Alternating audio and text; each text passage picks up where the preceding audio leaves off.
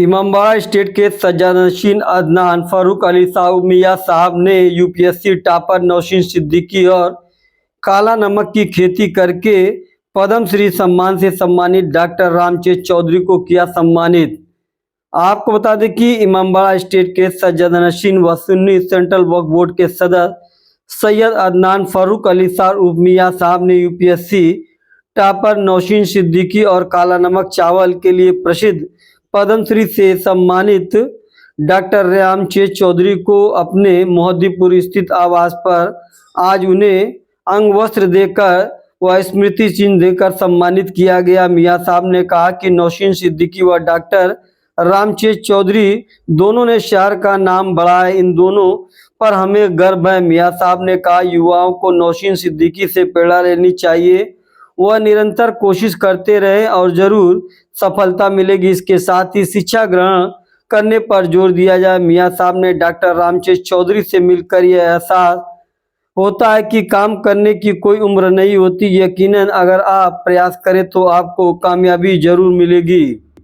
इस अवसर पर मियां साहब के प्रतिनिधि मंजूर आलम, इमामबाड़ा मुतवल्लियान कमेटी के जिला अध्यक्ष सैयद इरशाद अहमद, महासचिव हाजी शोराब खान, युवा कवि व शायर इंजीनियर मिन्नत गोरखपुरी, शकील साहिद, डॉक्टर वसीम इकबाल, डॉक्टर सुधाकर पांडे, प्रमोद चौखानी, सिराज अहमद खान, उस्मान समेत अन्य लोग उपस्थित रहे। देखिए आज नौशीन हमारे शहर की बेटी है और इसने 9th रैंक हासिल किया है। इसके लिए सम्मान की बात है और शहर के लिए बहुत गर्व की बात है। वैसे ही हमारे डॉक्टर चौधरी साहब जिनके लिए जिनकी तारीफ मैं क्या कहूँ इनके बारे में, आप की जो स्टोरी है वो खुद जो है, और मैं खुद इतना गर्व महसूस कर रहा हूँ कि आज मेरे हाथों में सम्मान किया जा रहा है। मेरे लिए बहुत बड़ा सम्मान की बात है कि आज डॉक्टर साहब ऐसे शख्स की जो दुनिया के मतलब कोई भी ऐसा मुल्क नहीं है जहाँ पे ये रहे नहीं है, जहाँ पे उन्होंने काम नहीं किया, आज पद्मश्री से नवाजा गया। बहुत ही खुशी की बात है और इन्होंने शहर का, आप दोनों लोगों ने, नौशीन मेरा डॉक्टर साहब शहर का मान बढ़ाया। मैं उसका ऊपर वाले का शुक्रगुजार हूँ क्योंकि मेरे लिए बहुत सम्मान। जी, मेरी खुशी का बयान मेरे सरकारी में खुशी हो रही है। इतने प्रोमिनेंट जो लोग हैं इस सिटी के, जिन्होंने काम किया है, देश के लिए काम किया है, पद्मश्री से सम्मानित लोग के बीच में आज मैं हूँ, तो मुझे बहुत अच्छा लगता है।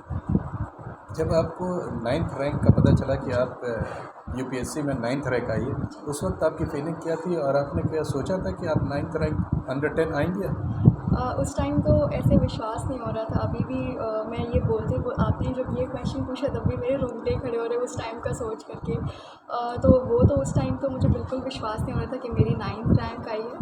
और बात कि मैंने ये किया था कि नहीं, सोचा था कि नहीं टॉप 10 में कोई नहीं सोच सकता है, वो ये सोचता है बस कि कहीं लिस्ट में नाम आ जाए। टॉप 10 तो मिलना एक बहुत बड़ी मैं कहूँगी मेरे लिए। आपकी शुरुआती स्कूलिंग कहाँ से हुई है?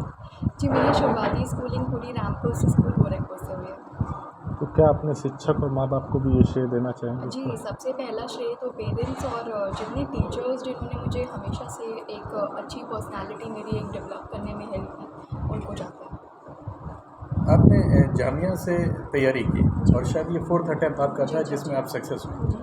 पहला 3 अटैम्प्ट जहाँ पर नाकामयाब हुई, तो क्या ये फीलिंग नहीं आई कि हम नहीं अटैम्प्ट कर पा रहे हैं और नहीं पास आउट हुआ तो उसको छोड़ दिया जाए, दूसरी फील्ड में जाए? जी, जब मैंने ये 4th अटैम्प्ट अपना शुरू ही किया था और मैंने जिस तरीके से तैयारी की इस अटैम्प्ट में, तो मुझे ये लग गया था कि मैंने अभी तक 100% अपना नहीं दिया है पहले 3 अटैम्प्ट्स में। तो कभी ये नहीं लगा कि मेरा 100% दे करके भी नहीं हो रहा है। मैंने सोचा कि एक अटैम्प्ट में मैं ये अटैम्प्ट जो मेरा था उसमें मैं अपना 100% दूँ, और फिर नहीं होता है तो मैं अपने प्लान भी जो कि स्टेट पीसीएस एग्ज़ाम्स थे उस पर काम करती हूँ। तो एक बार ये आया दिमाग में कि मूव ऑन कर सकते हैं? जी, ये इस अटेम्प्ट के बाद मैंने सोचा था अगर मेरा नहीं होता तो मैंने सोचा था कि मैं स्टेट पीसीएस पे शिफ्ट कर लूँगी। क्या इस फर्स्ट स्टेज ऑफ अटैम्प्ट पे जब मायूसी आई तो क्या माता पिता ने कुछ या शिक्षक ने आपको राय दी? जी, जब सेकंड मेंस के बाद और जब थर्ड प्रीलिम्स नहीं हुआ तो मुझे काफ़ी थोड़ा डिसअपॉइंटमेंट हुई थी। तो उस टाइम पे जो मैं जामिया से में थी वहाँ पे जो लोग थे और जो पेरेंट्स, मैं उनको जब भी कॉल करती थी, जब भी घर पे आती थी, तो उन्होंने बहुत सपोर्ट किया। उन्होंने कभी मेरे पे क्वेश्चन नहीं किया कि तुमसे नहीं हो रहा है या फिर तुम नहीं कर पाओगी, तुम चेंज कर लो अपना प्लान, पोस्ट ग्रेजुएशन में देख लो। तो ऐसा कुछ नहीं था। तो बिल्कुल पूरा 100% सपोर्ट रहा है सबका। आज के जो नवयुवक हैं जो तैयारी कर रहे हैं, उनके लिए आप क्या कहना चाहेंगे, उनके लिए क्या संदेश होगा? मुझे लगता है कि सबसे पहली चीज़ जो होती है वो होती है सेल्फ बिलीफ, अपने ऊपर विश्वास करना कि हम ये कर सकते हैं। तो ये चीज़ अगर जब आ जाती है तो बहुत आसान हो जाता है आगे का रास्ता।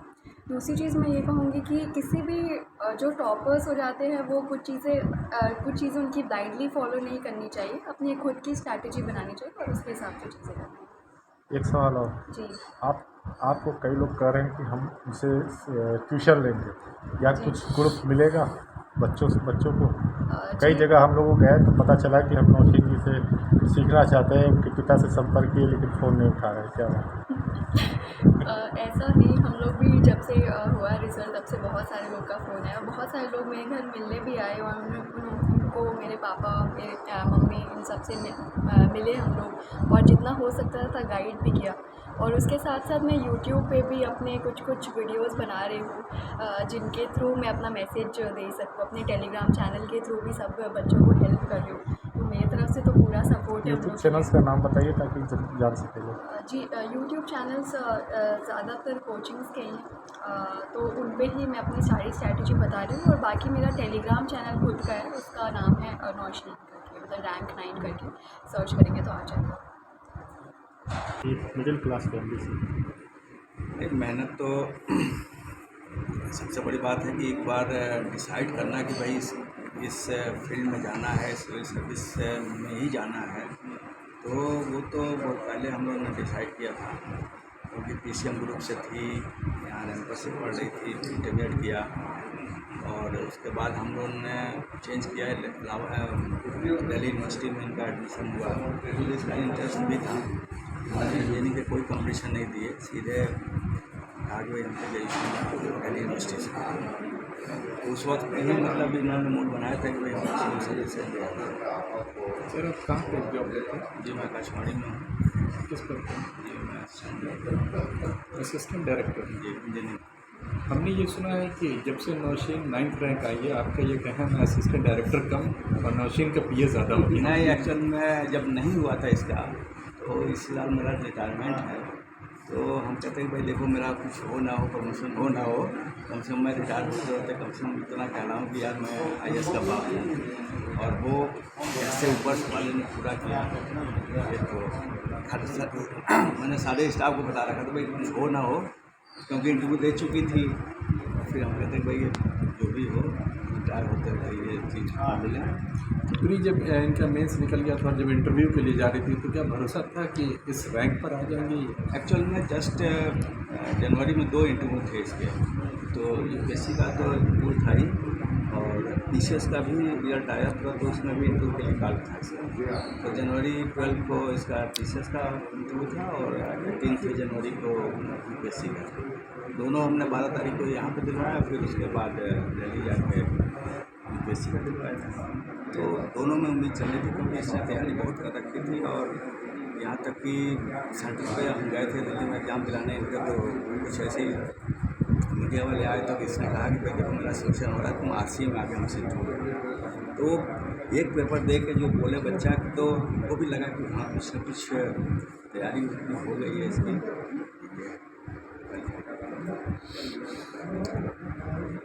और खुशी इतनी कि सीलिंग तक उछलने का जी कहता है, तो और क्या बोलेंगे।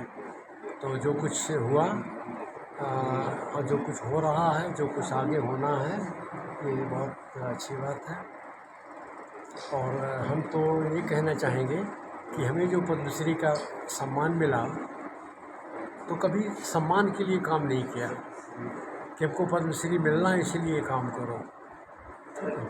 काम किया गया कि यहाँ के लोगों की क्या समस्या है, कौन सी चीज़ यहाँ ख़राब हो रही है और उसको किस तरह से बचा सकते हैं। तो हम अगर यदि विशिष्ट बात करें तो काला नमक धान इस इलाके का 3000 सालों का इतिहास है। इसी इलाके में होता था, लेकिन ये ख़त्म हो रहा था।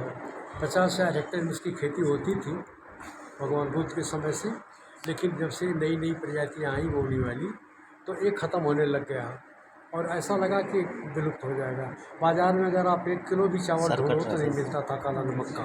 कारण कोई भी बेचने के लिए नहीं उगाता था, खाने के लिए उगाता था। जो लोग शौकीन थे कि काला नमक के अलावा दूसरा चावल उनको पसंद नहीं आता था, वही अपने खाने के लिए उगाते थे। कब तक वो उनका शौक़ रहता तभी तक काला नमक था, नहीं तो ख़त्म हो जाता। तो इस टाइम में हम संयुक्त राष्ट्र संघ से सेवानिवृत्त होकर लौटे, बल्कि हम तो सेवानिवृत्त भी अपने आप को नहीं कहते, हमें कहते हैं आज़ाद हो। आपको सेवानिवृत्त कहने से चिढ़ क्यों है, क्या कारण है? जी नहीं, इसे रिटायरमेंट का जो शब्द है ना कि ठीक है 62 साल में आपको रिटायर होना है, कहीं 65 साल में रिटायर होना है, तो रिटायरमेंट शब्द इतना तगड़ा होता है कि आपके दिमाग पर, दिलो दिमाग पर असर डालता है। एक सिंड्रोम बन जाता है कि अब को हम क्या करना है, अब तो हमारा पैर कब्र में लटका हुआ है, बस इतनी देर है। लेकिन हमारे दिमाग में कभी रिटायरमेंट शब्द नहीं आया। और अभी हम कहने का मतलब कि आप आज सारे बुजुर्गों को कहना चाहते हैं कि रिटायर नहीं हो? बुजुर्गों को ही नहीं, हम जवानों को कहना चाहते हैं जो कि रिटायर शब्द जो है मत मानिए। और अभी हम 82 के हैं, लोग हमारी उम्र पूछते हैं तो मैं कहता हूँ मैं 25 प्लस का हूँ क्योंकि एनर्जी अभी 25 वाले की है। अभी 12 घंटे काम करता हूँ, डॉक्टर साहब 12 घंटे। डॉक्टर साहब ये पद्मश्री किसको डेडिकेट करते हैं? पद्मश्री हम तो यहाँ के किसान, काला नमक के जो मुरीद हैं उनको हम डेडिकेट करते हैं कि उन्होंने हमारा साथ दिया कि जो 2000 हेक्टेयर पर जिसकी खेती सिमट गई थी वो अब 80,000 हेक्टेयर में आ गई है। कहीं आपने सुना नहीं होगा कि 10 साल में 40 गुना किसी एक फसल का रकबा बढ़ जाए। तो हम तो उन्हीं को मुरीद करते हैं और हमें भी बोलते हैं, हम तो हर एक को धन्यवाद देते हैं। धन्यवाद देते हैं किसान को क्योंकि उगाता है, धन्यवाद देते हैं हम खाने वालों को क्योंकि वो खाता नहीं खाएगा तो किसान क्यों उगाएगा। धन्यवाद देते हैं हम व्यापारियों को। आजकल एक्सपोर्ट हम करवा रहे हैं, सिंगापुर जा रहा, दुबई जा रहा, जर्मनी जा रहा है, नेपाल हमारे पड़ोसी देश में 100 कुंटल भिजवाया हमने। तो हम उनको भी जो है ये धन्यवाद देना चाहते हैं कि उन्होंने इसकी तारीफ़ की। और धन्यवाद हम मीडिया को देना चाहेंगे, नहीं कि आप हमारे सामने हो इसलिए हम कह रहे हैं मीडिया की, इसलिए कि हमारे रिसर्च हमारे पास ही रह जाते अगर मीडिया ने उसको फैलाया नहीं होता। चाहे वो प्रिंट मीडिया हो, इलेक्ट्रॉनिक मीडिया हो या किसी भी किस्म की मीडिया हो, इन्होंने हमारे काम को जनमानस तक पहुँचाया। यहाँ नहीं, राष्ट्रपति महोदया तक भी पहुँचा, मुझे पद्मश्री मिला। अन्यथा हमारे काम हमारे पास ही पड़े के पड़े रह जाते। हम तो मीडिया को भी धन्यवाद देते हैं, सबको हम डेडिकेट करते हैं। ये पद्मश्री का सम्मान हमें अभी 22 अप्रैल 2024 को मिला है।